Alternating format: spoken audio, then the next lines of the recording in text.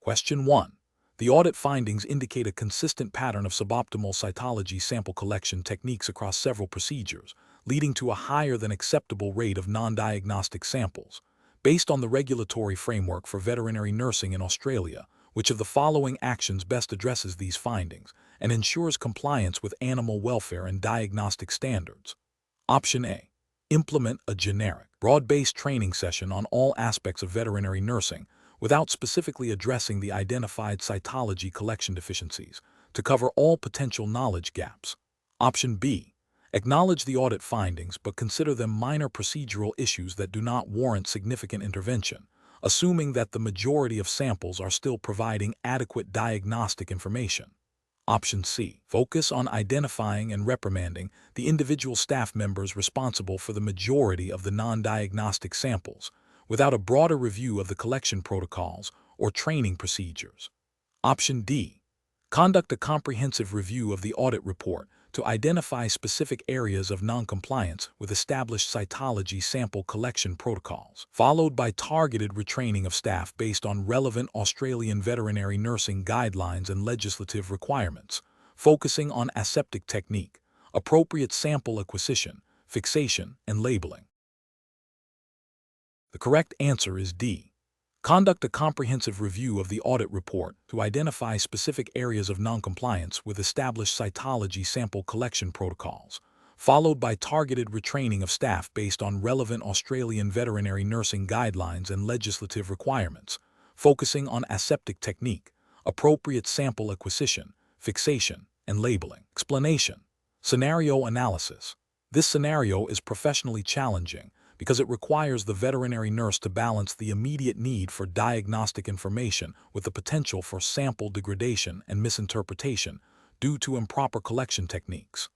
The audit findings highlight a systemic issue, implying that the consequences of these errors could impact patient care and regulatory compliance. Accurate cytology sample collection is foundational for effective diagnosis and treatment planning, and deviations can lead to delayed or incorrect diagnoses, impacting animal welfare and client trust.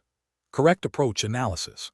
The correct approach involves a thorough review of the audit findings, identifying specific areas of noncompliance with established cytology sample collection protocols. This necessitates consulting relevant Australian veterinary nursing guidelines and the Animal Welfare Act 2001, NSW or equivalent state legislation, which mandate adherence to best practices for animal care and diagnostic procedures.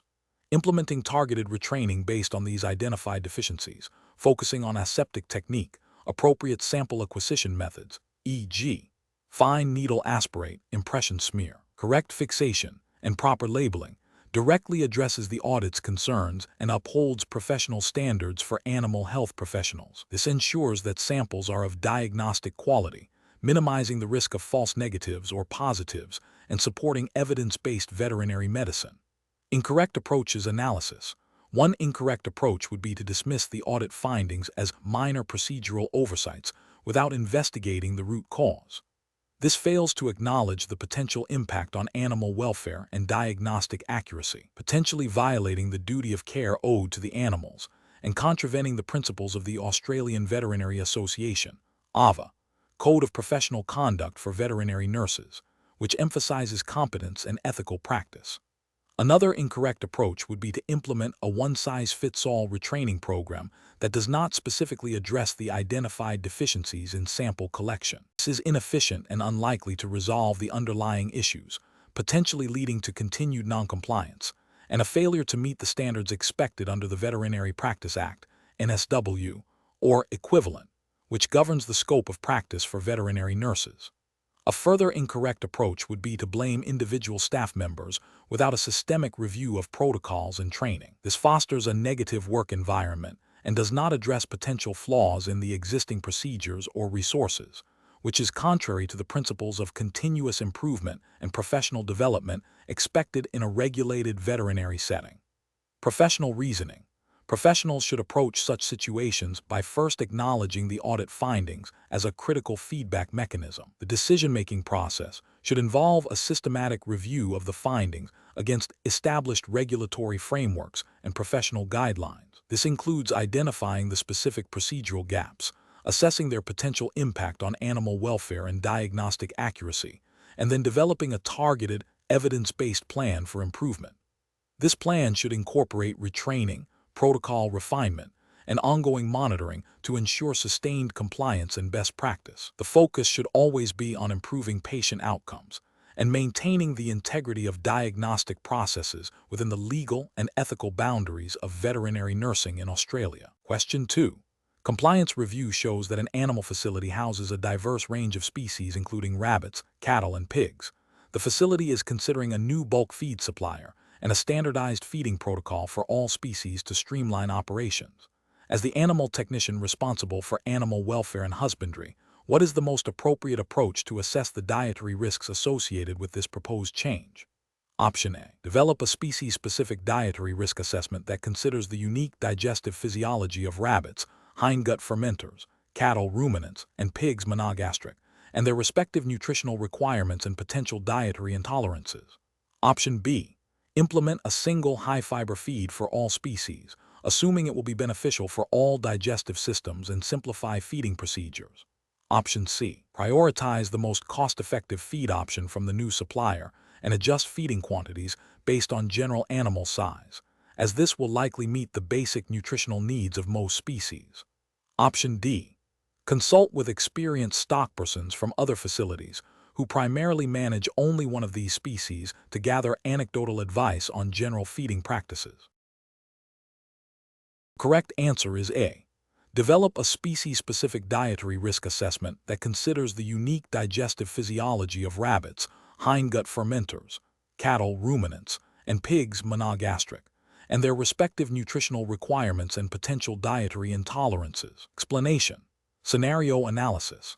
This scenario is professionally challenging because it requires the animal technician to apply their knowledge of diverse digestive systems to a practical risk assessment, considering the specific needs and potential health issues of different species. The challenge lies in accurately identifying the most appropriate dietary management strategy based on the unique physiological characteristics of each animal group, thereby preventing potential health complications and ensuring optimal welfare. This necessitates a thorough understanding beyond basic identification of digestive types, extending to the implications for nutrient absorption, microbial fermentation, and potential dietary imbalances. Correct approach analysis. The correct approach involves a systematic risk assessment that prioritizes species-specific dietary requirements based on their digestive physiology. For monogastric animals, this means focusing on readily digestible carbohydrates and proteins, while for ruminants, the emphasis is on providing a balanced diet that supports microbial fermentation in the rumen, including adequate fiber. Hindgut fermenters require diets that allow for efficient fermentation in the cecum and colon, often necessitating higher fiber content. This approach represents best professional practice as it directly aligns with the principles of animal welfare and responsible animal husbandry, as mandated by the Australian Regulatory Framework for Animal Care and Use. Specifically, it addresses the duty of care to provide appropriate nutrition, which is a fundamental ethical and legal obligation under legislation such as the Prevention of Cruelty to Animals Act, various Australian states, and the Australian Code for the Care and Use of Animals for Scientific Purposes. By tailoring dietary strategies to digestive type, the technician minimizes the risk of digestive upset, nutrient deficiencies, and associated suffering. Incorrect approach is analysis. One incorrect approach would be to implement a single, generic diet for all species without considering their digestive systems. This fails to acknowledge the fundamental physiological differences between monogastrics, ruminants, and hindgut fermenters. Ethically, this constitutes a breach of the duty of care, potentially leading to malnutrition, digestive disorders, and suffering, which would contravene animal welfare legislation. Legally, it could be viewed as negligence in providing adequate care. Another incorrect approach would be to focus solely on the palatability of feed without considering its digestibility or suitability for the specific digestive tract. While palatability is important for intake, it does not guarantee nutritional adequacy or prevent digestive issues. This approach would be ethically unsound as it prioritizes ease of feeding over the animal's physiological needs, potentially leading to suboptimal health and welfare. Regulatory failure would stem from not meeting the standards for appropriate nutrition and care. A third incorrect approach might involve making dietary changes based on anecdotal evidence or the practices used for a different species without a proper risk assessment. This lacks scientific rigor and can introduce significant risks. Ethically, it demonstrates a lack of due diligence in ensuring the animal's well-being. Regulatory noncompliance would arise from failing to adhere to evidence-based best practices for animal care and nutrition, which are implicitly or explicitly required by animal welfare legislation. Professional reasoning. Professionals should adopt a structured risk assessment framework. This involves 1. Identifying the species and their specific digestive system type, monogastric ruminant hindgut fermenter. 2. Researching and understanding the nutritional requirements and digestive processes associated with each type. 3. Evaluating potential dietary components for their suitability and digestibility for each group.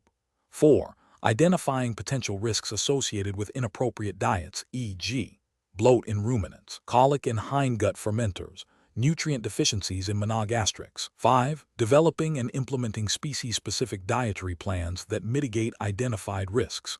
6. Regularly monitoring animal health and adjusting diets as necessary.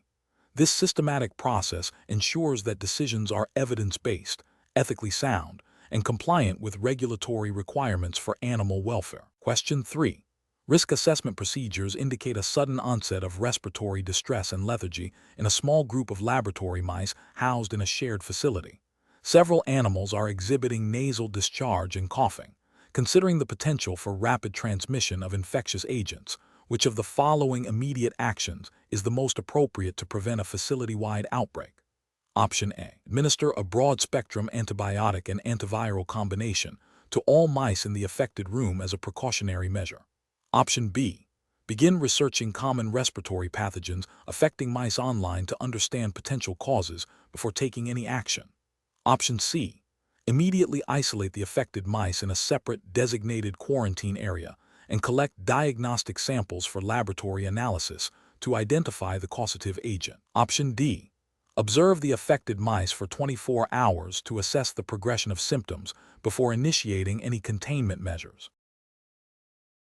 The correct answer is C. Immediately isolate the affected mice in a separate, designated quarantine area and collect diagnostic samples for laboratory analysis to identify the causative agent. Explanation. This scenario presents a professional challenge due to the inherent risks associated with infectious diseases in an animal technology setting. The need for rapid and accurate identification and containment of potential outbreaks requires careful judgment to balance animal welfare, biosecurity, and the operational demands of the facility. The complexity arises from the diverse range of potential pathogens, bacteria, viruses, fungi, parasites, each with unique transmission routes, incubation periods, and treatment protocols. The correct approach, focusing on immediate isolation and diagnostic testing, represents best professional practice by adhering to fundamental principles of biosecurity and disease control. This aligns with the Australian Regulatory Framework for Animal Health and Biosecurity, which mandates prompt action to prevent the spread of infectious agents. Specifically, the Biosecurity Act 2015, CTH, and relevant state-level biosecurity legislation emphasize the importance of early detection and containment. Ethical considerations for animal welfare also dictate minimizing suffering and preventing further transmission, which isolation and diagnosis directly address. An incorrect approach that involves delaying isolation and observation for a period of time is professionally unacceptable. This failure to act swiftly constitutes a breach of biosecurity protocols and potentially violates the duty of care owed to the animals and the wider animal population. Ethically, it risks exacerbating animal suffering and increasing the likelihood of a widespread outbreak, which could have significant economic and welfare consequences. From a regulatory standpoint, such inaction could be interpreted as negligence under biosecurity legislation, leading to penalties and reputational damage. Another incorrect approach, which involves administering broad-spectrum treatments without a confirmed diagnosis, is also professionally unsound. While seemingly proactive, this can lead to several issues. It may mask the true pathogen, making subsequent diagnosis more difficult. It can also contribute to antimicrobial resistance, a significant public health and animal health concern, which is addressed by various Australian veterinary guidelines and public health initiatives. Furthermore, it may be ineffective against the actual causative agent, leading to delayed recovery and continued transmission. This approach bypasses essential diagnostic steps mandated by good veterinary practice and biosecurity principles. A further incorrect approach, which involves consulting external resources without initiating immediate containment measures, demonstrates a failure in prioritizing immediate biosecurity. While information gathering is important, it should not supersede the urgent need to prevent disease spread. The delay in isolation and diagnostic testing, even while seeking information, creates a window of opportunity for the pathogen to disseminate, thereby increasing the risk of a larger outbreak. This approach neglects the fundamental principle of containment as the first line of defense against infectious diseases in a controlled environment. The professional reasoning process for similar situations should involve a systematic approach. 1. Immediate risk assessment. Recognize signs suggestive of infectious disease. 2. Prioritize biosecurity. Implement immediate isolation protocols for affected and potentially exposed animals. 3. Diagnostic action. Initiate appropriate diagnostic testing to identify the causative agent. 4. Information gathering. Consult relevant literature, veterinary professionals, and regulatory guidelines based on initial findings. 5. Targeted intervention. Implement treatment and management strategies based on confirmed diagnoses. 6. Monitoring and reporting. Continuously monitor animal health and report any significant findings or outbreaks as per regulatory requirements. Question 4. Stakeholder feedback indicates a consistent observation of increased vocalization and repetitive pacing behavior in a group of laboratory rodents housed in a newly renovated facility. What is the most appropriate initial approach for an animal technologist to assess and manage this situation, considering the principles of animal behavior? Option A. Investigate the observed behaviors by considering potential instinctual responses to environmental changes and learned associations with specific stimuli within the new facility, and assess their impact on the animal's overall welfare and research outcomes. Option B. Immediately implement a standard enrichment protocol for all rodents in the facility, assuming the new behaviors are a general sign of boredom. Option C. Document the increased vocalization and pacing, but take no immediate action, as these behaviors may be transient and resolve on their own. Option D. Focus on the novelty of the behaviors and seek to suppress them through environmental manipulation, without understanding their underlying behavioral drivers. The correct answer is A. Investigate the observed behaviors by considering potential instinctual responses to environmental changes and learned associations with specific stimuli within the new facility, and assess their impact on the animal's overall welfare and research outcomes. Explanation. Scenario analysis. This scenario presents a professional challenge because it requires the animal technologist to interpret and respond to observed animal behavior in a way that aligns with both established scientific principles of behavior and the specific regulatory requirements governing animal welfare and research in Australia. The challenge lies in translating abstract principles of instinct and learning into practical, observable actions, and then assessing their impact on the animal's well-being and the integrity of the research or care provided. Misinterpreting behavior or applying inappropriate interventions could lead to animal distress, compromised research data, and breaches of regulatory standards, such as those outlined in the Australian Code for the Care and Use of Animals for Scientific Purposes. The Code. Correct approach analysis. The correct approach demonstrates best professional practice by directly linking observed behavioral changes to the underlying principles of animal behavior, instincts, and learning, and then assessing the impact of these changes on the animal's welfare and the research objectives. This approach is ethically sound and aligns with regulatory expectations in Australia, which mandate that animal care and use must be based on scientific understanding of animal needs and behavior. Specifically, the Code emphasizes the importance of minimizing pain and distress, which is achieved by understanding and responding appropriately to behavioral indicators of stress or well-being. By considering the potential for learned associations or instinctual responses to environmental changes, the technologist can make informed decisions about necessary adjustments to husbandry, enrichment, or experimental procedures, thereby upholding the 3 Rs: replacement, reduction, refinement, and ensuring ethical treatment. Incorrect approach is analysis, an approach that focuses solely on the novelty of the behavior without considering its underlying behavioral principles or potential impact on welfare, is professionally unacceptable. This would represent a failure to apply scientific knowledge and could lead to inappropriate interventions or a lack of necessary action, potentially violating the duty of care and the principles of the code. It neglects the crucial link between observation, scientific understanding, and practical application. An approach that dismisses the observed behavior as insignificant without further investigation or consideration of its potential behavioral drivers is also professionally flawed.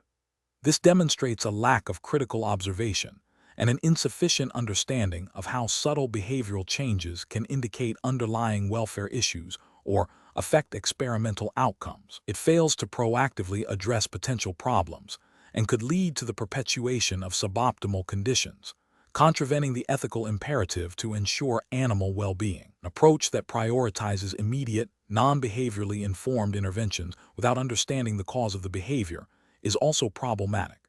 This could involve applying a standard protocol that is not tailored to the specific behavioral context, potentially causing further distress or masking the true issue. It bypasses the necessary diagnostic step of understanding the behavioral principles at play, which is essential for effective and ethical animal care and research. Professional reasoning. Professionals should adopt a systematic approach when faced with observed behavioral changes. This involves 1. Accurate observation and recording of the behavior. 2. Consulting scientific literature and established principles of animal behavior to understand potential causes, instinctual, learned, environmental. 3. Assessing the impact of the behavior on the animal's welfare and the integrity of the research or care. 4. Developing and implementing appropriate, behaviorally informed interventions. 5. Monitoring the effectiveness of interventions and adjusting as necessary.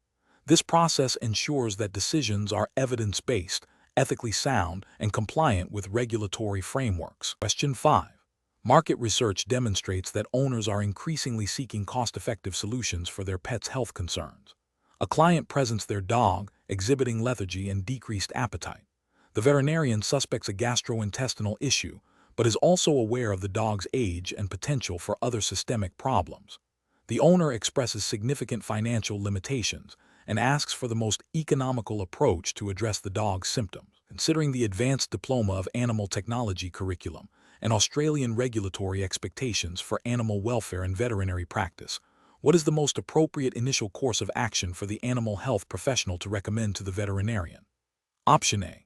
Suggest a course of broad-spectrum dewormer and a bland diet, as these are often effective for common gastrointestinal upset and are relatively inexpensive, with a follow-up if symptoms persist. Option B. Recommend a trial of over-the-counter antacids and probiotics, as these are readily available and can sometimes alleviate mild gastrointestinal discomfort without veterinary intervention. Option C. Advise the owner that due to financial constraints, only symptomatic treatment for lethargy and appetite loss can be provided, and further investigation is not feasible at this time. Option D. Recommend a comprehensive diagnostic workup, including a physical examination, palpation of the abdomen, auscultation of the gastrointestinal tract, and potentially blood work and diagnostic imaging, to identify the underlying cause of the symptoms, while discussing phased treatment options with the owner based on diagnostic findings and affordability. The correct answer is D. Recommend a comprehensive diagnostic workup, including a physical examination, palpation of the abdomen, auscultation of the gastrointestinal tract, and potentially blood work and diagnostic imaging, to identify the underlying cause of the symptoms, while discussing phased treatment options with the owner based on diagnostic findings and affordability. Explanation. This scenario presents a professional challenge due to the need to balance efficient resource allocation with the ethical and regulatory imperative to provide appropriate care for animals. The veterinarian's decision-making process must be guided by the Australian regulatory framework governing animal health and welfare, specifically the relevant state or territory legislation, and the Australian Veterinary Association AVA guidelines, which are implicitly part of the professional standards expected for an advanced Diploma of Animal Technology graduate. The core of the challenge lies in interpreting the best interest of the animal when faced with resource constraints. The correct approach represents best professional practice because it prioritizes a thorough, systematic assessment of the animal's condition, directly addressing the underlying cause of the observed symptoms. This aligns with the principles of responsible animal care mandated by Australian animal welfare legislation, which requires owners and carers to take reasonable steps to alleviate pain, suffering, and distress. A comprehensive diagnostic approach, even if initially perceived as more resource-intensive, ultimately leads to more effective treatment, better welfare outcomes, and can prevent more costly and complex issues arising from misdiagnosis or delayed treatment. This approach also upholds the professional duty of care expected of animal technology professionals. An incorrect approach that focuses solely on symptomatic relief without investigating the root cause is professionally unacceptable. This fails to meet the legal and ethical obligations to address the animal's suffering effectively. It could lead to a worsening of the underlying condition, prolonged suffering, and potential legal repercussions for the owner and the animal health team under animal cruelty provisions. Another incorrect approach, which dismisses the owner's concerns due to perceived cost, demonstrates a failure to uphold the professional duty of care and could be seen as discriminatory or neglectful, violating ethical guidelines that mandate treating all animals with appropriate consideration, regardless of owner financial status. A third incorrect approach, which relies on anecdotal evidence or unverified information, bypasses established veterinary diagnostic protocols and regulatory requirements for evidence-based practice, potentially leading to ineffective or harmful interventions. Professional decision-making in such situations requires a structured approach. 1. Understand the presenting problem and the owner's concerns. 2. Consult relevant veterinary guidelines and regulatory requirements. 3. Conduct a thorough clinical assessment considering all relevant organ systems. 4. Formulate differential diagnoses based on the assessment. 5. Discuss diagnostic and treatment options with the veterinarian, clearly outlining the rationale, potential benefits, risks, and costs. 6. Prioritize interventions that address the underlying cause and ensure the animal's welfare. 7. Document all assessments, discussions, and decisions meticulously. Question 6. Benchmark analysis indicates that a colony of genetically similar laboratory rats is exhibiting signs of lethargy, reduced appetite, and a dull coat. The animals are housed in standard conditions, and their diet is consistent with established protocols. However, a recent change in the bedding material was implemented across the colony. Considering the potential for non-infectious diseases, what is the most appropriate initial course of action for the animal technologist? Option A. Immediately assume a genetic predisposition for lethargy and dull coat and initiate a review of the colony's genetic health records. Option B. Conduct a thorough review of the recent bedding change and its potential impact on the animal's health while continuing to monitor for further clinical signs. Option C. Document the observed signs as minor and not requiring immediate intervention, attributing them to natural variation within the colony. Option D. Focus on adjusting the diet to compensate for the observed reduced appetite, without investigating the cause of the lethargy. The correct answer is B. Conduct a thorough review of the recent bedding change and its potential impact on the animal's health, while continuing to monitor for further clinical signs. Explanation. Scenario analysis. This scenario presents a professionally challenging situation because it requires the animal technologist to differentiate between a potentially preventable environmental disease and a non-preventable genetic predisposition in a research animal. Misdiagnosis can lead to inappropriate resource allocation, compromised research integrity, and ethical concerns regarding animal welfare. The technologist must apply their knowledge of non-infectious diseases, specifically metabolic, genetic, and environmental factors, to make an informed decision based on observed clinical signs and available diagnostic information, all within the strict confines of the Advanced Diploma of Animal Technology's regulatory framework. Correct approach analysis. The correct approach involves a systematic evaluation of all contributing factors, prioritizing the identification of an environmental cause that can be mitigated. This aligns with best professional practice by focusing on proactive management and welfare improvement. Specifically, it adheres to the principles of responsible animal care and research, which mandate the investigation and elimination of husbandry-related issues before attributing symptoms solely to genetic factors.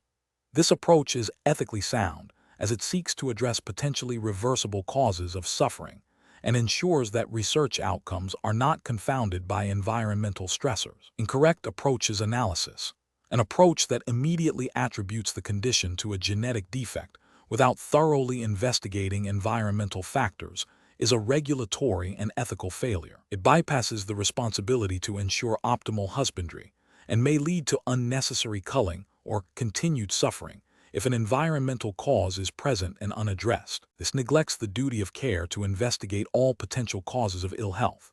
Another incorrect approach is to focus solely on symptomatic treatment without a diagnostic investigation into the underlying cause. This is a failure to uphold professional standards of care, as it does not address the root of the problem and could mask an environmental issue that requires correction. It also fails to contribute to the scientific understanding of the animal's condition. Finally, an approach that dismisses the observed signs as minor or insignificant without proper investigation is a significant ethical lapse. It demonstrates a disregard for animal welfare and a failure to meet the standards expected of a qualified animal technologist, potentially leading to the progression of a treatable condition. Professional reasoning. Professionals should employ a decision-making framework that begins with a thorough review of the animal's history, husbandry records, and observed clinical signs. This should be followed by a differential diagnosis process, systematically considering metabolic, genetic, and environmental etiologies.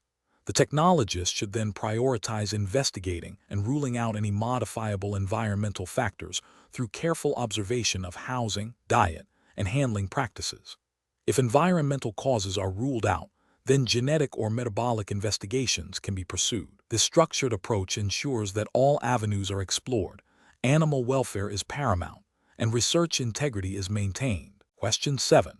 Risk assessment procedures indicate that a dog, recovering from routine ovariohysterectomy surgery, is exhibiting a slightly elevated respiratory rate, 40 breaths per minute, and appears mildly lethargic compared to its immediate post-anesthesia recovery. The surgical site is clean and dry, and the animal is responsive to gentle touch. What is the most appropriate immediate course of action for the animal technologist? Option A. Continue close monitoring of the animal's vital signs and overall condition, and report any significant changes or concerns to the veterinarian. Option B. Administer a prescribed analgesic to address potential discomfort contributing to the elevated respiratory rate. Option C. Document the findings and assume these are normal post-operative fluctuations, requiring no further immediate action. Option D. Increase the intravenous fluid rate to address potential dehydration, contributing to the lethargy and increased respiration. The correct answer is A. Continue close monitoring of the animal's vital signs and overall condition, and report any significant changes or concerns to the veterinarian. Explanation. Scenario analysis. This scenario is professionally challenging because it requires the animal technologist to interpret subtle physiological changes in a patient and link them to potential disruptions in homeostasis. The challenge lies in distinguishing between normal post-operative fluctuations and signs of a developing complication that could compromise the animal's well-being. Accurate assessment is critical for timely intervention, preventing further deterioration, and ensuring adherence to veterinary care standards. Correct approach analysis. The correct approach involves a systematic evaluation of the animal's vital signs and overall presentation, considering the specific surgical procedure and expected recovery, recognizing that slight increase in respiratory rate and mild lethargy can be normal post-anesthesia responses, but also potential indicators of pain or developing hypothermia, demonstrates a nuanced understanding of physiological processes.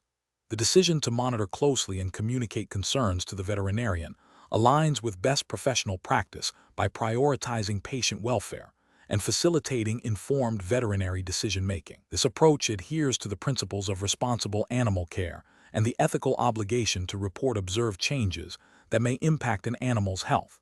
Incorrect approach is analysis. One incorrect approach would be to dismiss the observed changes as insignificant without further investigation. This fails to acknowledge the potential for subtle disruptions in homeostasis, such as thermoregulation or pain response, to escalate. Ethically, this constitutes a failure to act in the best interest of the animal and a potential breach of duty of care. From a regulatory perspective, it could be seen as a failure to adhere to standards of veterinary nursing practice that require vigilant observation and reporting of patient status. Another incorrect approach would be to immediately administer pain medication or other treatments without consulting the veterinarian. While well-intentioned, this bypasses the veterinarian's role in diagnosis and treatment planning. It represents a failure to respect the veterinary client-patient relationship and could lead to inappropriate or contraindicated treatments, potentially masking underlying issues or causing adverse effects. This action infringes upon the scope of practice for an animal technologist and could have regulatory consequences. A third incorrect approach would be to focus solely on one parameter, such as the respiratory rate, without considering the broader clinical picture. Homeostasis is a complex interplay of multiple physiological systems. Isolating one sign without correlating it with other vital signs, the animal's behavior, and the surgical context can lead to misinterpretation and delayed or incorrect interventions. This demonstrates a lack of comprehensive physiological understanding and a failure to apply holistic patient assessment principles. Professional reasoning. Professionals should approach such situations by first recalling the principles of homeostasis and the specific physiological systems likely to be affected by the procedure. A structured approach involving systematic observation of all vital signs, temperature, pulse, respiration, mucous membrane color, capillary refill time, assessment of pain indicators, and evaluation of the animal's general demeanor is crucial. This data should then be correlated with the known physiological responses to anesthesia and surgery. Any deviation from expected recovery parameters, even if subtle, warrants further investigation and communication with the supervising veterinarian. This iterative process of observation, interpretation, and communication ensures that patient welfare is prioritized and that veterinary care is delivered effectively and ethically. Question 8. The performance metrics show a significant decrease in an animal's ability to ambulate and a noticeable reduction in muscle mass. Considering the fundamental roles of the four primary tissue types, which of the following represents the most likely primary tissue system requiring investigation to explain these specific performance deficits? Option A. Epithelial tissue, as its integrity is crucial for nutrient absorption, which impacts overall health. Option B. Nervous tissue, as it controls muscle function and can lead to secondary muscle degeneration if compromised. Option C. Muscle tissue, due to its direct role in movement and its susceptibility to atrophy. Option D. Connective tissue, because it provides structural support and facilitates repair processes. The correct answer is C. Muscle tissue, due to its direct role in movement and its susceptibility to atrophy. Explanation. Scenario analysis. This scenario presents a professional challenge because it requires the animal technologist to interpret performance metrics in the context of fundamental biological principles. The challenge lies in linking observable outcomes, performance metrics, to the underlying cellular and tissue-level functions. Misinterpreting these metrics could lead to incorrect diagnoses, ineffective treatment plans, or suboptimal animal welfare, all of which have significant ethical and professional implications. The technologist must demonstrate a deep understanding of how different tissue types contribute to overall physiological function and how deviations from normal function manifest in measurable performance. Correct approach analysis. The correct approach involves a thorough understanding of the specific functions of epithelial, connective, muscle, and nervous tissues, and how their integrity and function directly influence the performance metrics observed.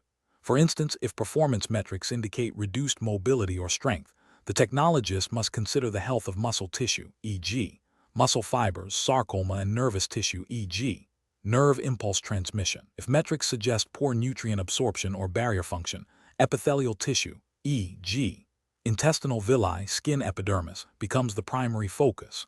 Connective tissue's role in structural support and repair is also crucial.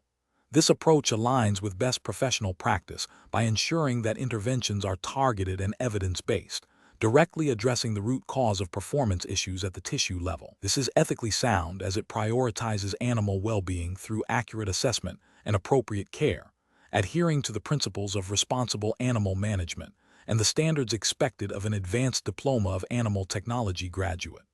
Incorrect approach is analysis. An incorrect approach would be to focus solely on the performance metrics without considering the underlying tissue types. For example, if the metrics show lethargy, a technologist might incorrectly assume it's solely a nutritional deficiency, without considering if muscle tissue is compromised due to neurological issues or if connective tissue damage is impeding movement. This approach fails to demonstrate a comprehensive understanding of animal physiology and could lead to misdiagnosis and inappropriate treatment, potentially causing harm or delaying effective care. Ethically, this represents a failure to provide competent care and uphold professional standards. Another incorrect approach would be to attribute performance changes to a single tissue type without considering the interconnectedness of all tissues. For instance, attributing all issues to epithelial tissue when a broader systemic problem involving muscle or nervous tissue is present would be a significant oversight. This demonstrates a superficial understanding and could lead to ineffective interventions. A further incorrect approach would be to rely on anecdotal evidence or generic assumptions rather than a systematic analysis of how each tissue type contributes to the observed metrics. This lacks scientific rigor and professional accountability. Professional reasoning. Professionals should approach such situations by first identifying the specific performance metrics that are deviating from the norm. Then, they must systematically consider which tissue types are most likely to be involved in producing these specific deviations, drawing upon their knowledge of epithelial, connective, muscle, and nervous tissue functions.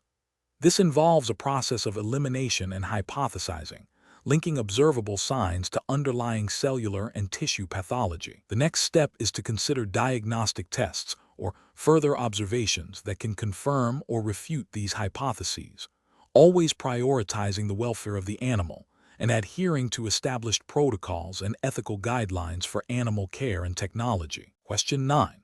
Market research demonstrates that clients are increasingly seeking proactive and detailed updates on their pet's recovery progress. A canine patient recovering from surgery has a slightly elevated heart rate and respiratory rate compared to the baseline recorded post-operatively. The animal appears comfortable and is not exhibiting signs of distress. The veterinarian has prescribed a pain management medication to be administered every 6 hours. Which of the following actions best reflects the professional responsibilities of an animal technician in this situation? Option A. Focus solely on the elevated vital signs and withhold the prescribed pain medication until the rates return to baseline. Option B. Administer the prescribed pain medication as scheduled, noting the slightly elevated vital signs in the patient's record and continuing to monitor closely. Option C. Increase the dosage of the pain medication to help alleviate any potential discomfort causing the elevated vital signs. Option D. Immediately contact the veterinarian to report the slightly elevated vital signs and await further instructions before administering any medication. The correct answer is B. Administer the prescribed pain medication as scheduled, noting the slightly elevated vital signs in the patient's record and continuing to monitor closely. Explanation. 1. Scenario analysis. This scenario presents a common challenge in animal technology where a technician must interpret subtle changes in a patient's vital signs and administer medication based on that interpretation. The professional challenge lies in accurately assessing the animal's condition, understanding the potential implications of deviations from normal vital signs, and selecting the most appropriate course of action from a range of possibilities, all while adhering to strict veterinary protocols and the scope of practice defined by the Advanced Diploma of Animal Technology. The risk of misinterpretation or incorrect medication administration can have serious consequences for the animal's welfare and recovery. 2. Correct approach analysis. The correct approach involves a thorough assessment of the animal's overall condition, including its behavior and any other observable symptoms, in conjunction with the vital sign readings.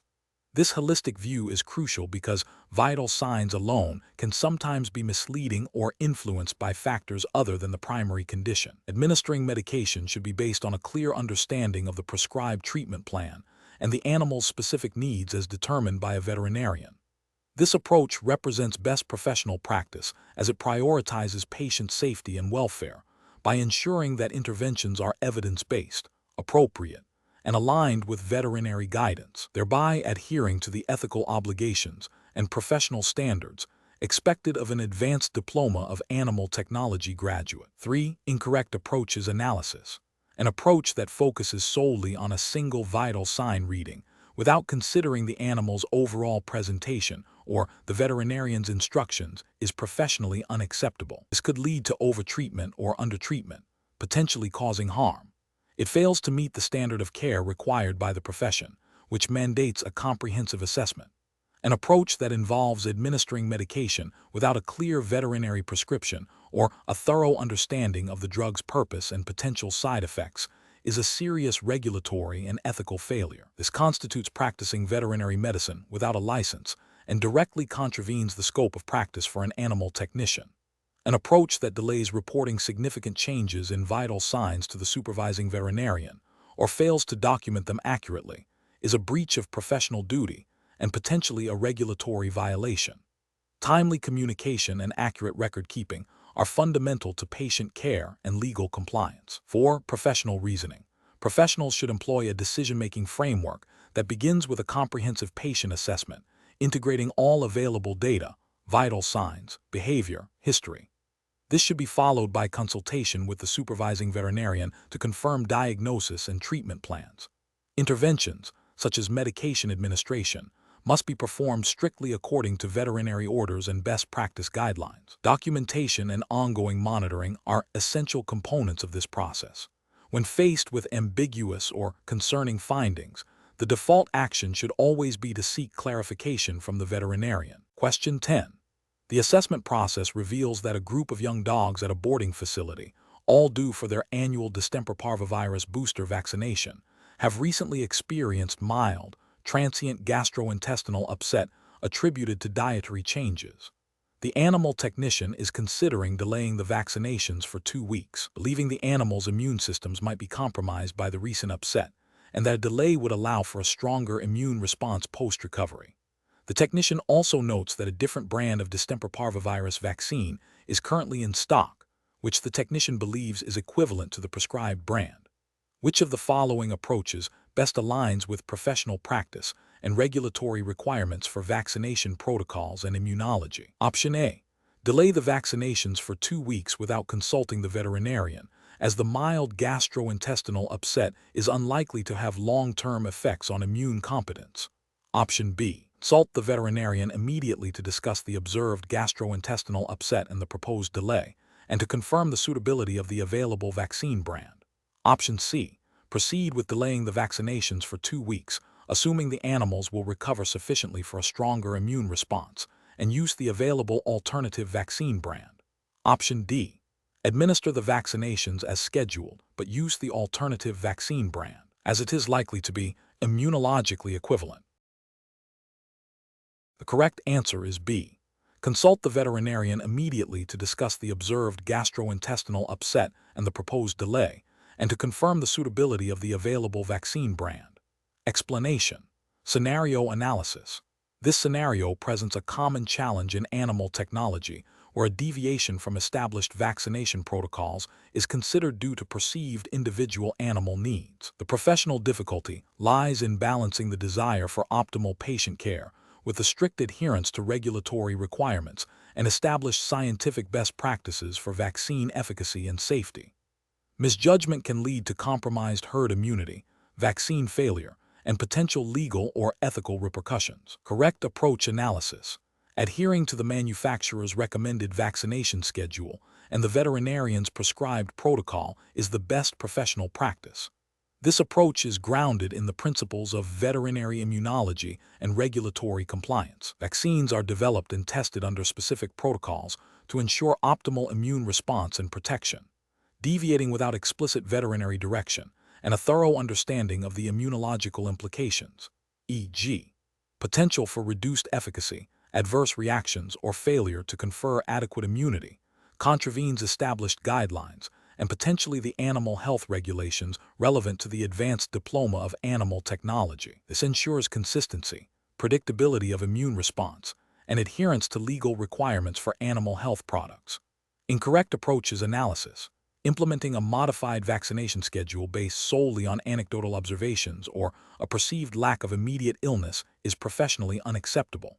This approach bypasses established immunological principles regarding the timing and dosage of vaccines required to elicit a protective immune response. It also fails to comply with the regulatory framework that mandates adherence to approved vaccination protocols for disease prevention. Such a deviation risks leaving animals inadequately protected, potentially leading to outbreaks and contravening the duty of care owed to the animals and their owners. Administering a different brand of vaccine than prescribed without veterinary consultation is also professionally unsound. Vaccine efficacy and immunological profiles can vary between manufacturers, even for the same disease. Regulatory bodies approve specific vaccines based on rigorous testing. Substituting a vaccine without veterinary approval and a review of its immunological compatibility and efficacy in the specific context violates regulatory requirements and established veterinary practice, potentially compromising the animal's immunity. Delaying a scheduled vaccination due to minor, transient signs of stress in the animal without veterinary assessment is another incorrect approach. While animal welfare is paramount, stress can impact immune response, but a blanket delay without professional veterinary input can create a window of vulnerability.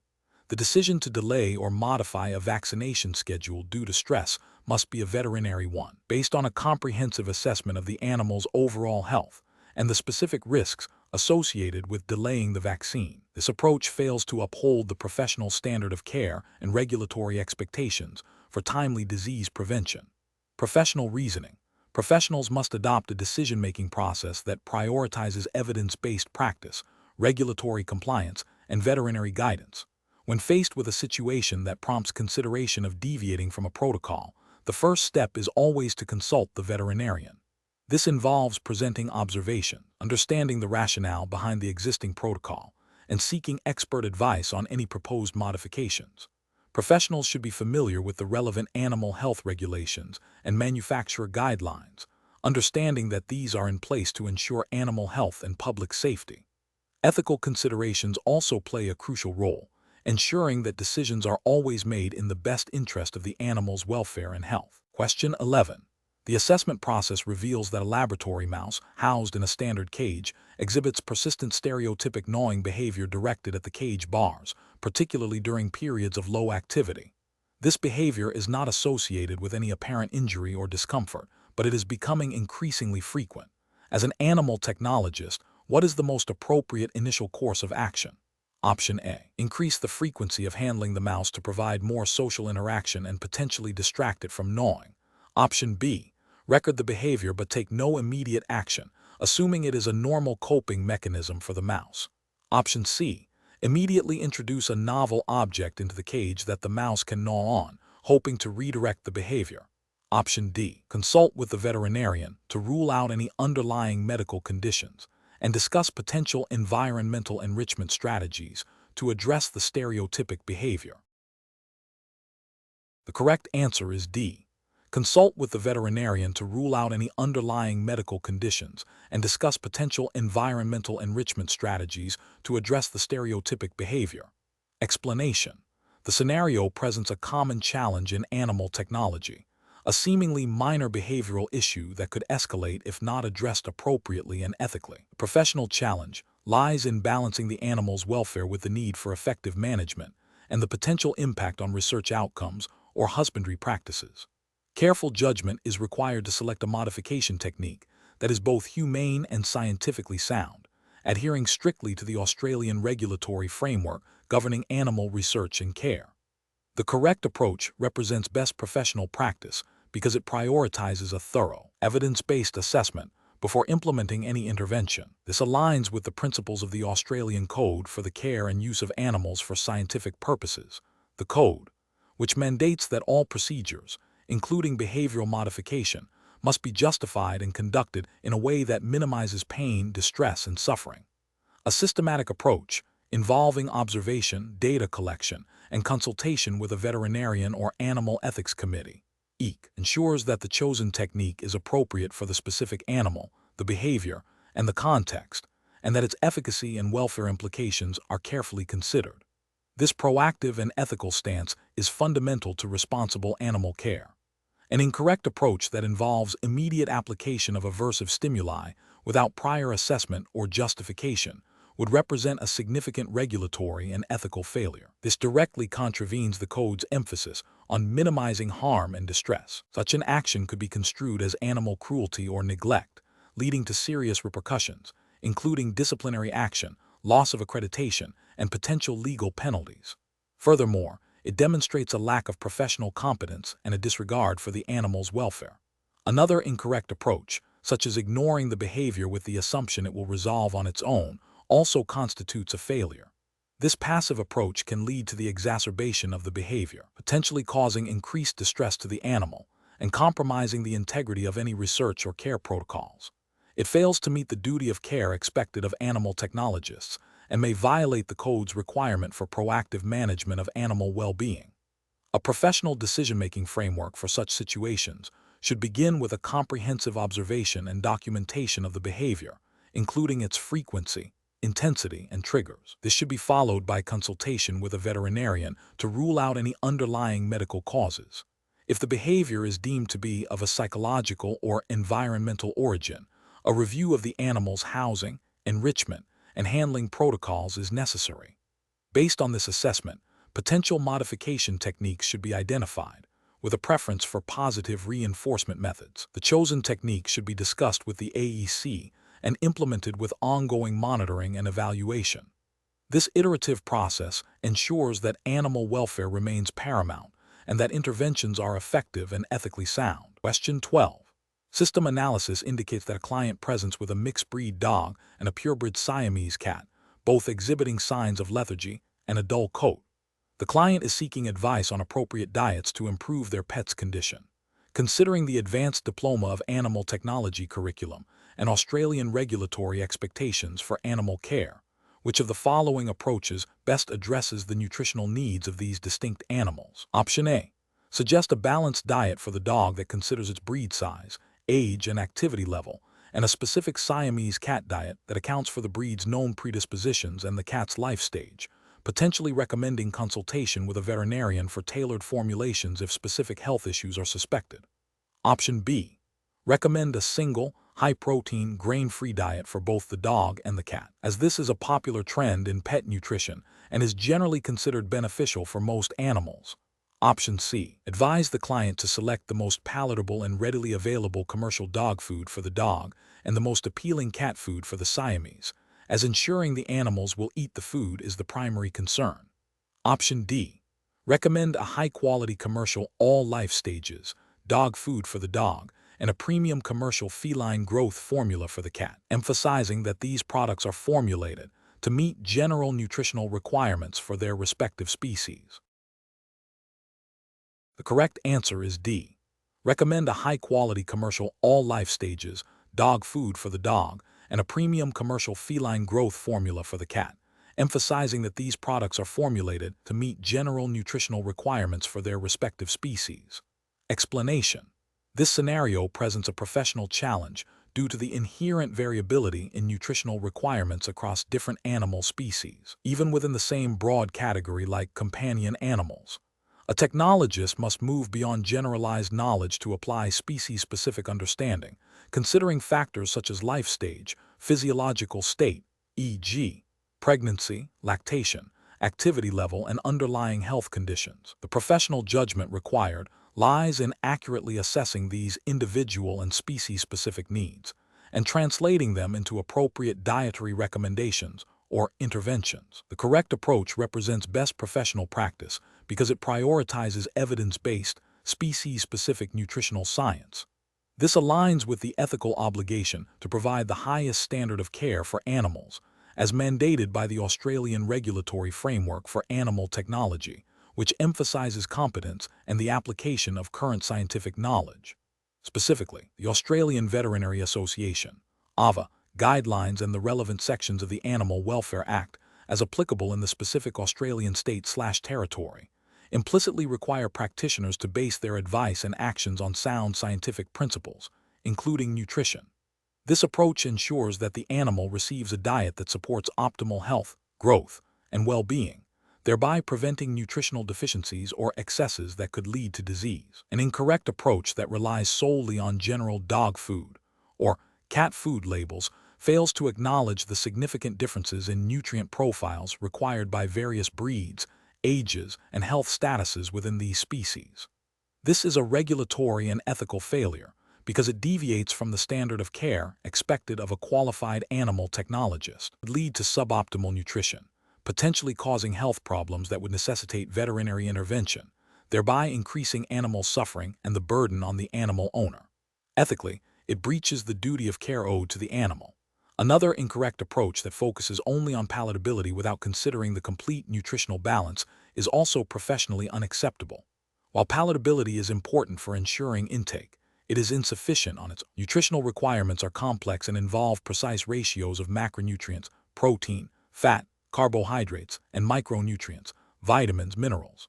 Ignoring these specific requirements in favor of taste alone is a failure to apply scientific knowledge and can lead to serious health consequences, such as obesity, nutrient deficiencies, or imbalances, which are contrary to the principles of animal welfare and professional competence. The professional decision-making process for similar situations should involve a systematic approach. 1. Identify the specific species and breed of the animal. 2. Determine the animal's life stage, e.g., puppy/kitten, adult, senior. 3. Assess the animal's physiological state, e.g., pregnant, lactating, neutered, active, sedentary. 4. Consider any known health conditions or dietary sensitivities. 5. Consult reliable, species-specific nutritional guidelines and scientific literature, referencing Australian veterinary and animal welfare resources. 6.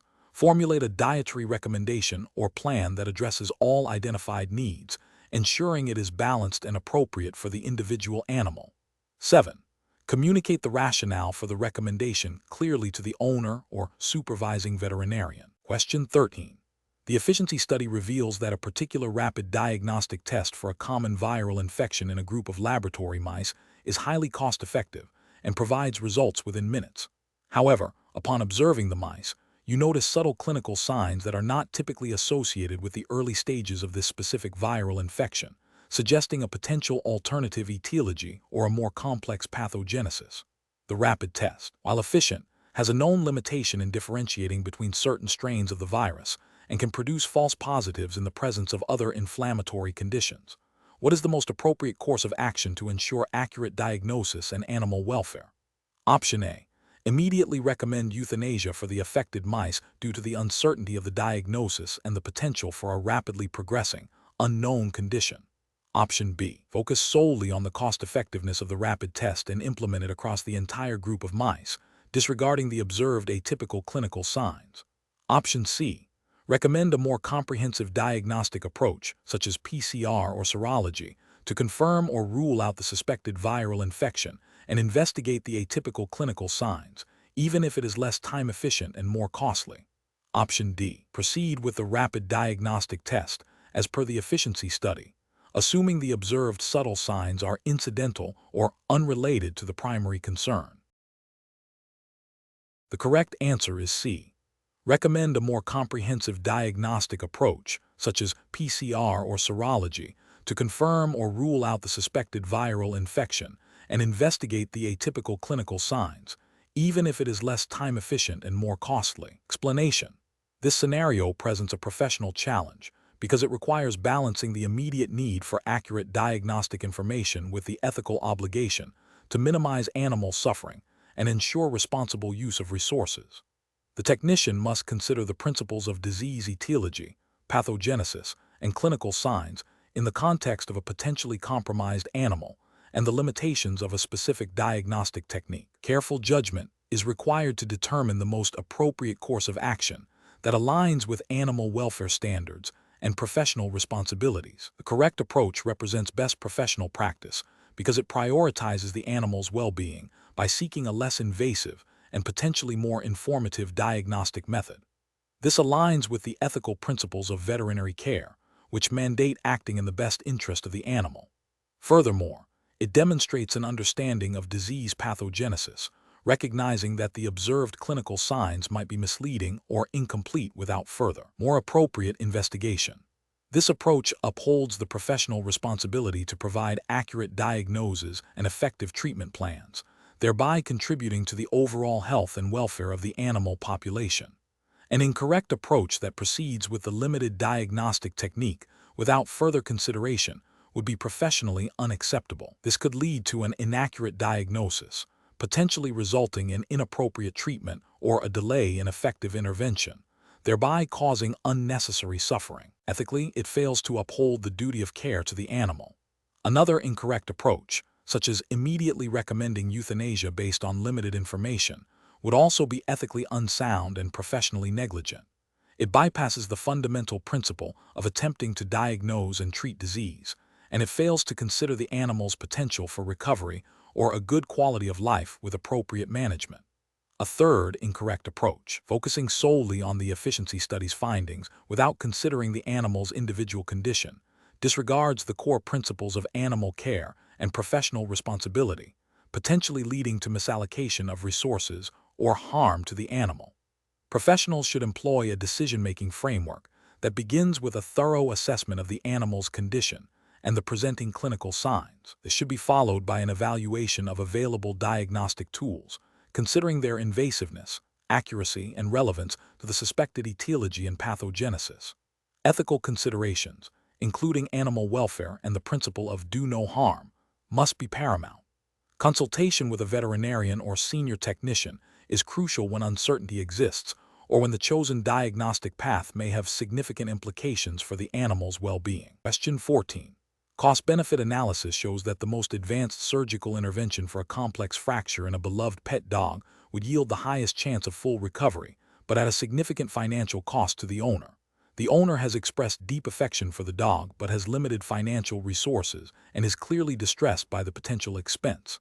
As the attending veterinarian, what is the most ethically and professionally responsible course of action? Option A. Proceed with the most advanced surgical intervention without further consultation, assuming the owner will find a way to pay to ensure the best possible outcome for the animal. Option B. Suggest euthanasia as the most humane option given the high cost of treatment and the owner's financial limitations, without fully exploring all therapeutic possibilities. Option C. Recommend the most advanced surgical intervention, emphasizing the best possible outcome, and advise the owner to seek financial assistance from friends or family to cover the cost. Option D. Discuss all available treatment options with the owner, including less invasive or less expensive alternatives that still offer a reasonable prognosis, and collaboratively develop a plan that balances the animal's welfare with the owner's financial capacity. Correct answer is D. Discuss all available treatment options with the owner, including less invasive or less expensive alternatives that still offer a reasonable prognosis, and collaboratively develop a plan that balances the animal's welfare with the owner's financial capacity. Explanation. This scenario presents a professional challenge due to the inherent conflict between resource limitations and the ethical imperative to provide optimal animal welfare. The veterinarian's duty of care, as outlined by the Australian Veterinary Association (AVA), Code of Professional Conduct and relevant state/territory animal welfare legislation, e.g., Prevention of Cruelty to Animals Act in NSW, mandates that animals receive appropriate treatment. However, the financial constraints of the clinic and the owner's capacity to pay create a practical barrier to implementing the most ideal treatment plan. The decision requires a delicate balance, prioritizing the animal's well-being while acknowledging economic realities and professional responsibilities. The correct approach represents best professional practice because it prioritizes the animal's welfare by seeking alternative, cost-effective solutions that still meet essential care needs. This aligns with the AVA Code's emphasis on responsible veterinary practice and the legal obligations under animal welfare legislation to prevent unnecessary suffering. It involves open communication with the owner, exploring all viable options, and documenting the decision-making process thoroughly. This demonstrates a commitment to the animal's health and a responsible approach to resource management. An incorrect approach that focuses solely on the most expensive treatment, regardless of owner capacity, fails to acknowledge the economic realities and can lead to the animal not receiving any treatment if the owner cannot afford it. This could be considered a failure in professional judgment and potentially a breach of the duty of care if less expensive, yet still effective, alternatives were ignored. Another incorrect approach that prioritizes owner financial convenience over the animal's medical needs by recommending a treatment that is significantly suboptimal and likely to result in poor outcomes or prolonged suffering directly contravenes the core principles of animal welfare and the veterinarian's ethical obligations. This could lead to accusations of negligence and breaches of animal cruelty legislation. A further incorrect approach that involves withholding necessary information from the owner about treatment options or prognosis due to cost concerns is ethically unsound and professionally damaging. Transparency and informed consent are paramount in veterinary practice. Failing to provide complete information prevents the owner from making an informed decision and can lead to mistrust and potential legal ramifications. The professional decision-making process in such situations should involve 1. Thoroughly assessing the animal's condition and prognosis. 2. Identifying all medically appropriate treatment options, from ideal to less ideal but still viable. 3. Discussing these options openly and honestly with the owner, including costs, benefits, risks, and expected outcomes for each. 4. Collaboratively developing a treatment plan that balances the animal's welfare with the owner's financial capacity, exploring payment plans or referral to welfare organizations if appropriate. 5. Documenting all discussions, decisions, and the rationale behind the chosen course of action. Question 15. Comparative studies suggest that understanding the intricate interplay between the structure and function of key organelles within animal cells is fundamental for accurate diagnostic interpretation. When presented with a microscopic sample exhibiting unusual cellular morphology, what is the most appropriate initial approach for an advanced diploma of animal technology graduate to take in assessing the potential implications for animal health? Option A. Focus solely on the size and shape of the nucleus, as this organelle is universally considered the most critical determinant of cellular health. Option B. Systematically evaluate the observed cellular structures and their known functional roles, considering potential deviations from normal cellular physiology relevant to the species. Option C. Rely on general knowledge of eukaryotic cell biology, assuming that cellular structures and functions are largely uniform across all animal species. Option D. Prioritize the identification of the most visually striking cellular abnormalities, assuming these are the primary indicators of pathology. The correct answer is B. Systematically evaluate the observed cellular structures and their known functional roles, considering potential deviations from normal cellular physiology relevant to the species. Explanation. Scenario analysis. This scenario presents a professional challenge in a diagnostic setting where the accurate identification of cellular abnormalities is paramount for effective animal health management. The technician must apply their knowledge of animal cell structure and function to interpret microscopic findings, which directly impacts veterinary diagnosis and treatment plans. The challenge lies in distinguishing subtle variations in cellular morphology that could indicate disease from normal physiological variations, requiring meticulous observation and a strong understanding of fundamental cell biology. Correct approach analysis. The correct approach involves a systematic comparison of observed cellular structures and their functions against established knowledge of normal animal cell biology. This aligns with the core competencies expected of an advanced diploma of animal technology graduate, who must be able to identify and report on cellular characteristics relevant to health and disease. This approach is best professional practice as it ensures diagnostic accuracy, supports evidence-based veterinary decision-making, and upholds the ethical responsibility to provide reliable data for animal care.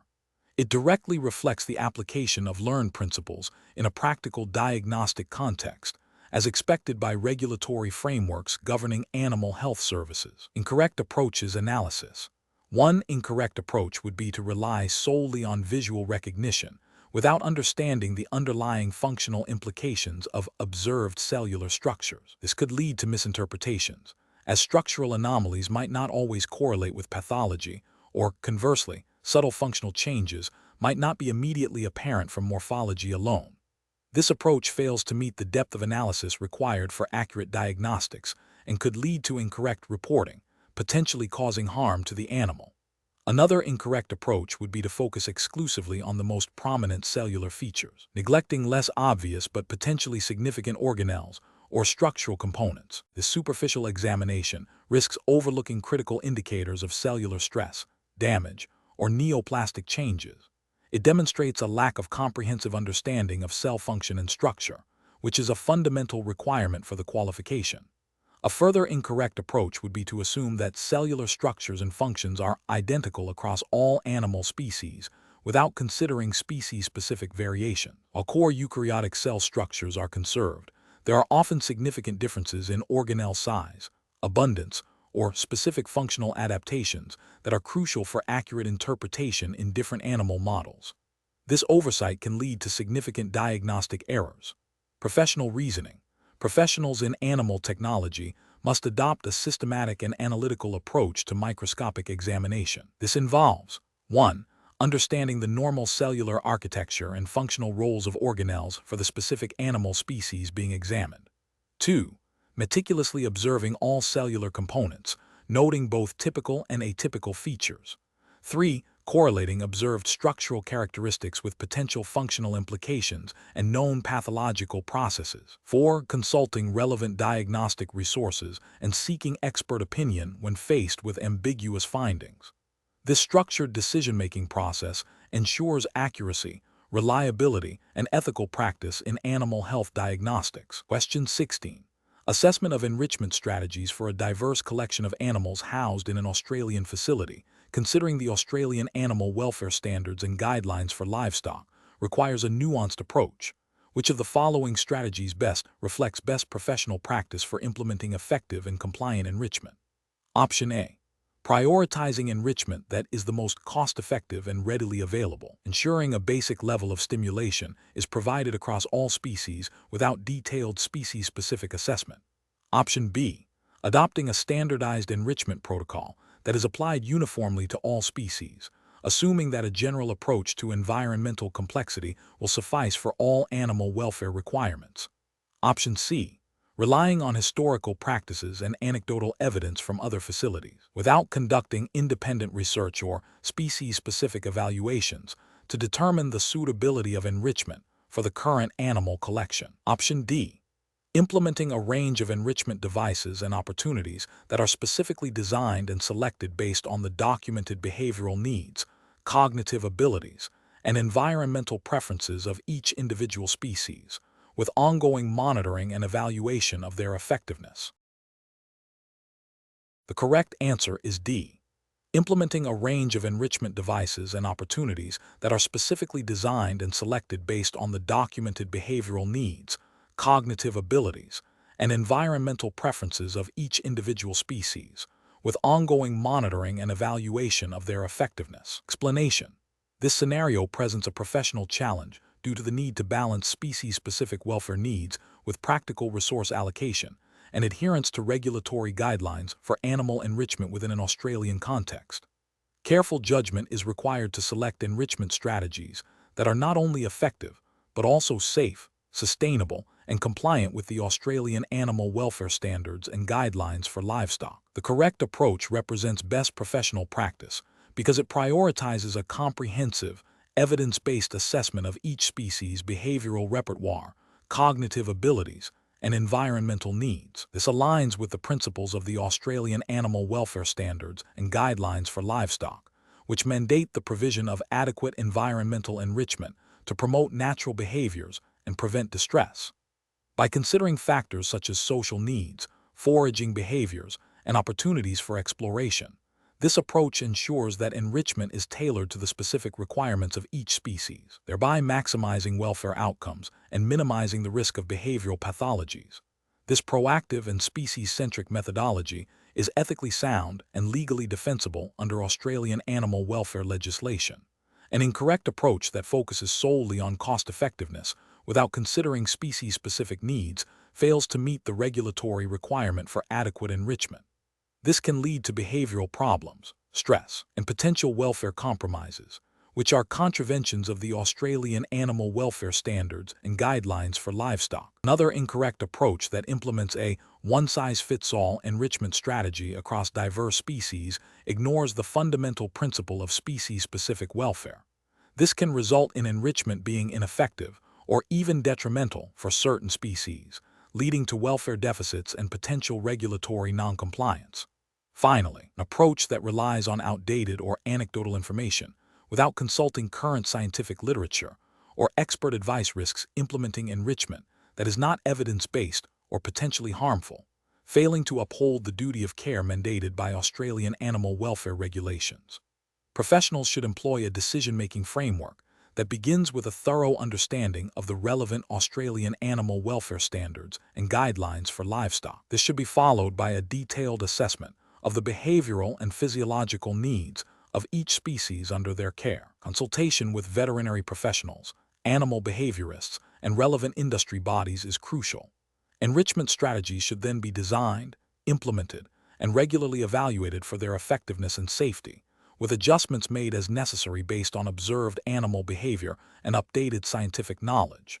This iterative process ensures continuous improvement in animal welfare and ongoing regulatory compliance. Question 17.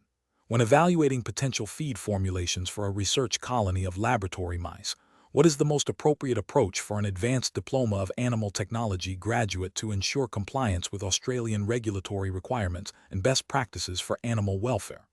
Option A. Consult with experienced colleagues and rely on their established feeding protocols without independent verification of the feed's current composition. Option B.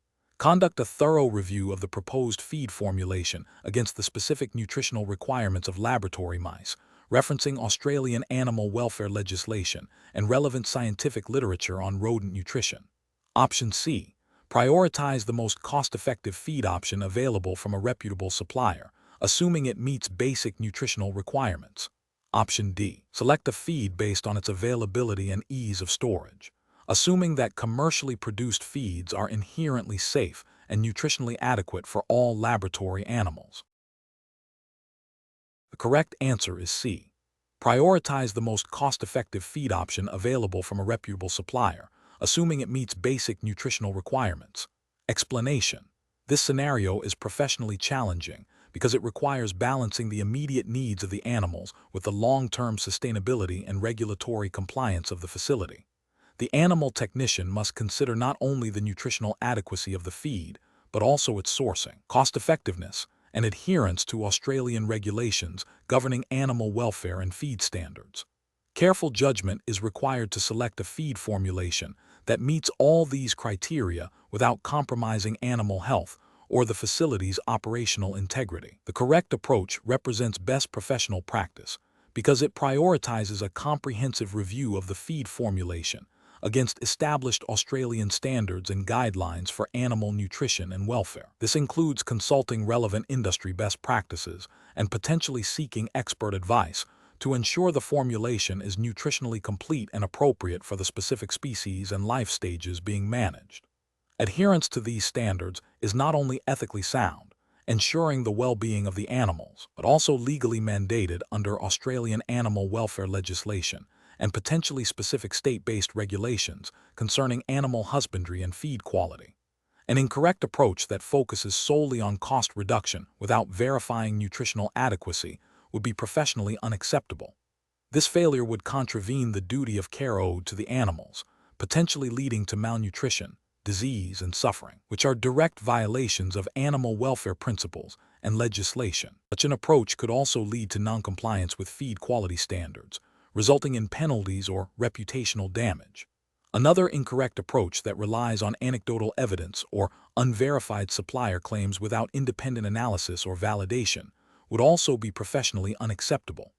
This bypasses the critical step of ensuring the feed's actual composition meets the declared nutritional profile and is free from contaminants. This negligence could lead to unforeseen health issues in the animals and a failure to meet regulatory requirements for feed safety and efficacy. The professional reasoning process should involve a systematic evaluation of potential feed formulations. This begins with understanding the specific nutritional requirements of the target animal species, considering their life stage, physiological state, and intended purpose. Next, it involves researching and comparing available feed options, scrutinizing ingredient lists, guaranteed analysis, and any supporting scientific data. Crucially, this research must be grounded in Australian regulatory frameworks and industry best practices. If there is any doubt about the nutritional adequacy or safety of a particular feed, engaging with a qualified animal nutritionist or seeking laboratory analysis of the feed is a vital step. This methodical approach ensures that decisions are evidence-based, ethically sound, and legally compliant, thereby safeguarding animal welfare and maintaining professional integrity. Question 18. Quality control measures reveal that a critical piece of laboratory equipment, essential for analyzing blood samples in an animal health research project, has shown a consistent deviation from its calibrated baseline during routine checks. The deviation, while not immediately rendering the equipment unusable, suggests a potential drift in its accuracy. The project is under a tight deadline for data submission to a regulatory body. What is the most appropriate immediate course of action? Option A. Temporarily switch to an alternative, less precise method for sample analysis for the remaining urgent samples while waiting for the equipment to be serviced by an external technician without a formal internal investigation. Option B.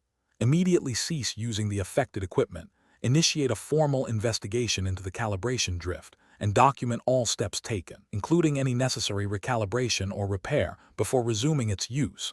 Option C. Attempt a quick, undocumented recalibration of the equipment by adjusting the settings based on the observed deviation, and then proceed with sample analysis to meet the deadline. Option D. Continue using the equipment for the remaining urgent samples, assuming the deviation is minor and unlikely to significantly impact the overall project results, and address the calibration issue after the submission deadline. Correct answer is B. Immediately cease using the affected equipment, initiate a formal investigation into the calibration drift, and document all steps taken, including any necessary recalibration or repair, before resuming its use. Explanation. This scenario presents a professional challenge due to the critical nature of laboratory equipment calibration and maintenance in ensuring the accuracy and reliability of animal health research and diagnostics. Failure to adhere to strict safety protocols and equipment standards can lead to compromised experimental results, misdiagnosis, and potential harm to animals.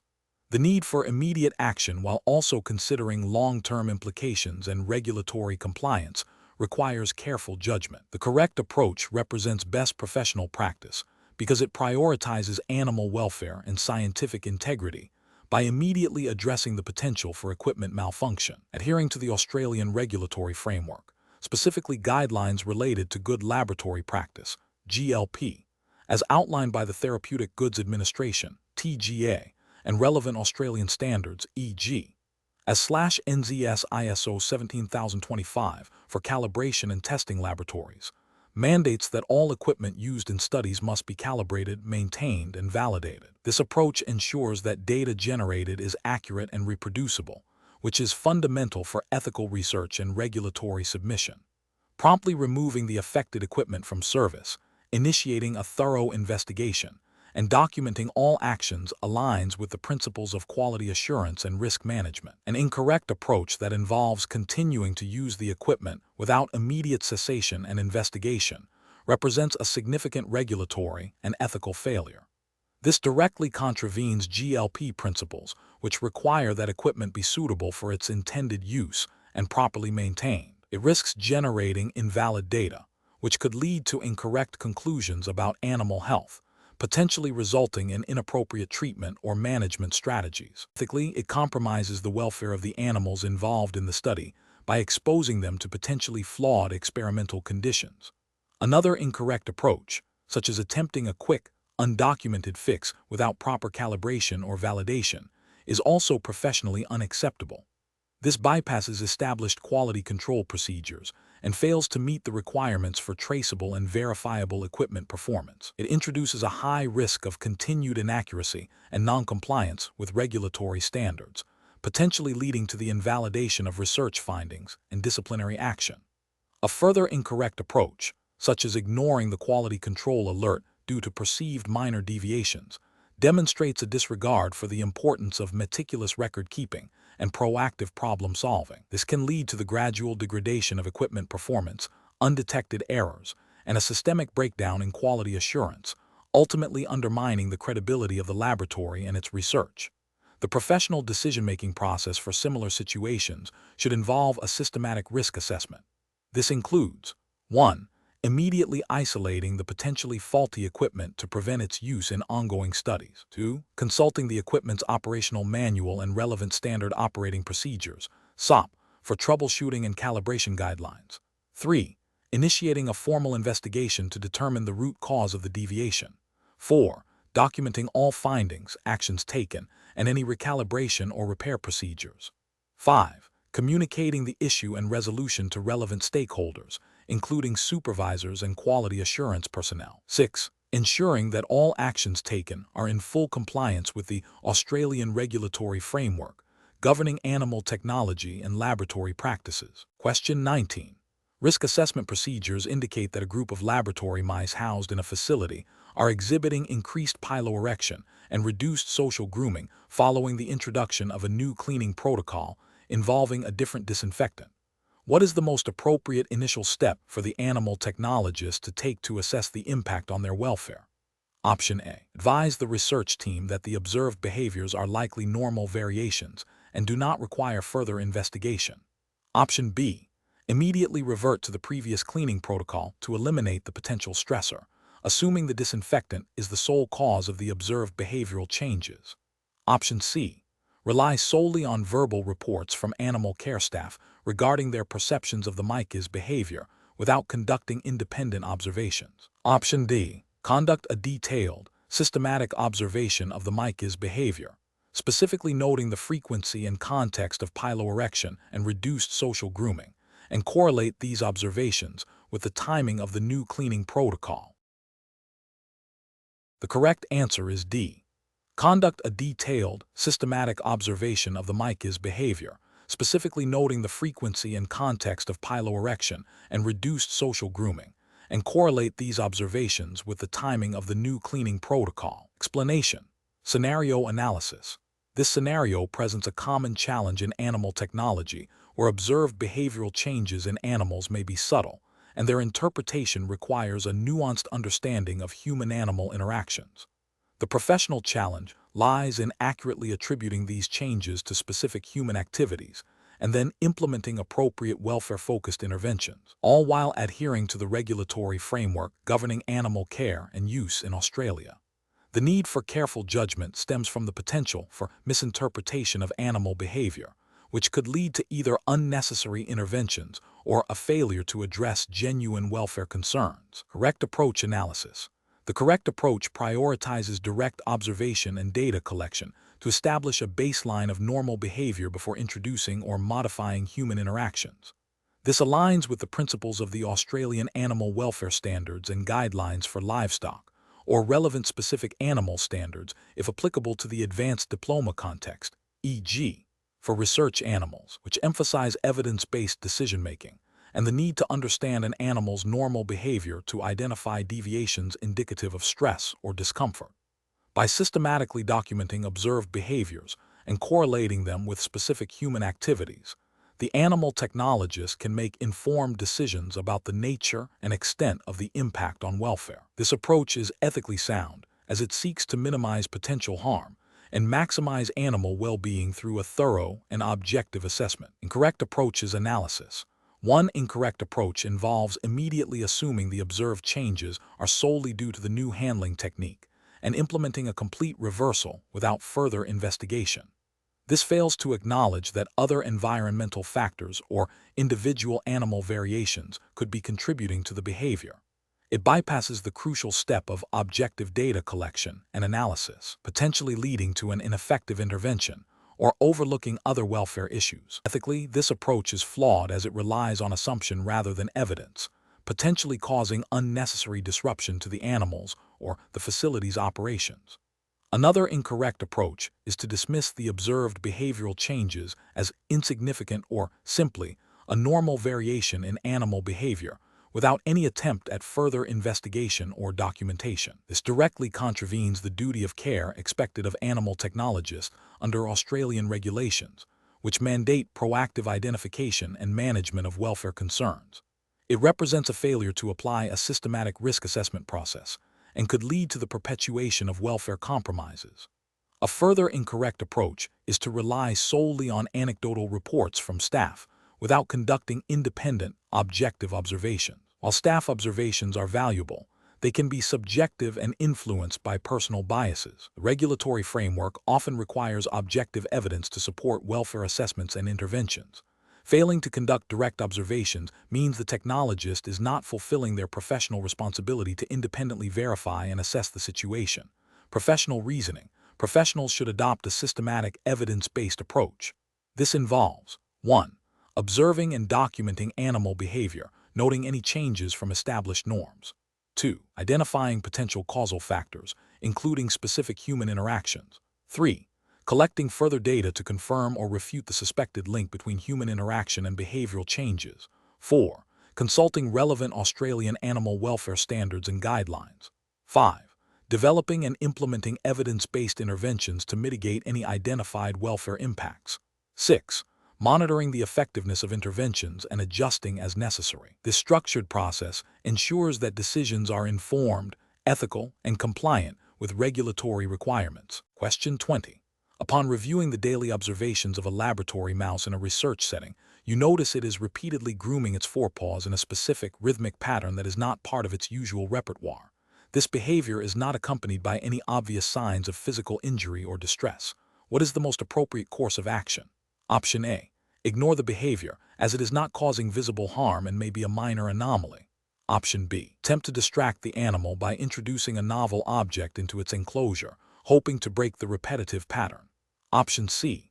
Document the behavior in detail, including frequency and duration, and consult with the supervising veterinarian and research team to determine the best course of action based on the animal's welfare and research protocol. Option D. Immediately administer a mild sedative to calm the animal, assuming the behavior is a sign of anxiety.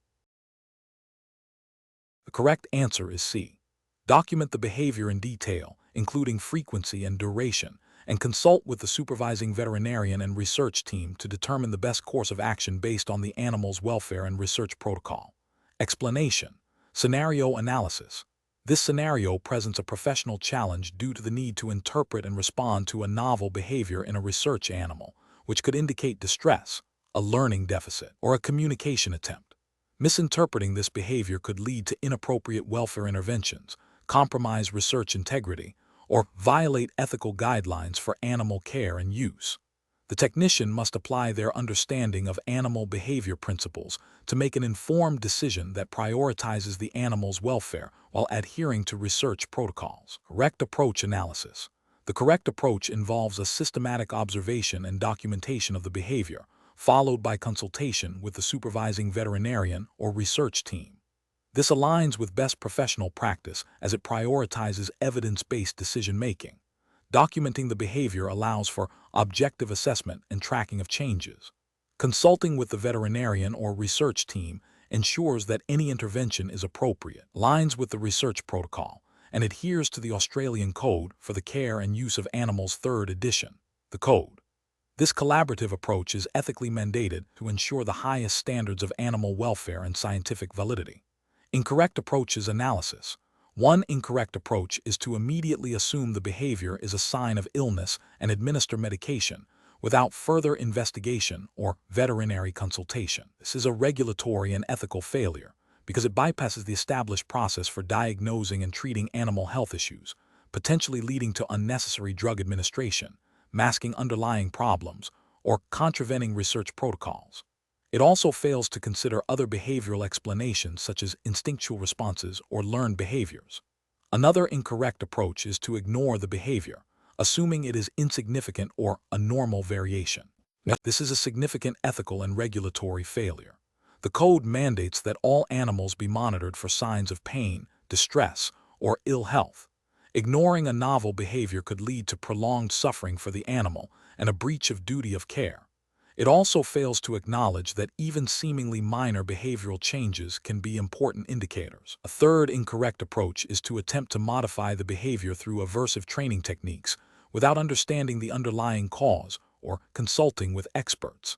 This is an ethical failure as it could inflict unnecessary stress or pain on the animal, and a regulatory failure as it deviates from approved animal handling and training protocols, potentially compromising the research outcomes and the animal's welfare. Professional reasoning.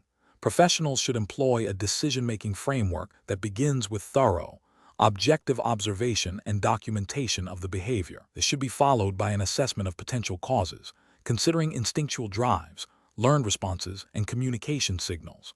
The next critical step is to consult with the designated veterinarian or the Animal Ethics Committee, EEC, representative, especially if the behavior is novel, persistent, or indicative of distress. This ensures that any actions taken are in accordance with the approved Animal Research Authority, ARA, the code, and best welfare practices. This systematic, evidence-based, and consultative approach is crucial for responsible animal care and research.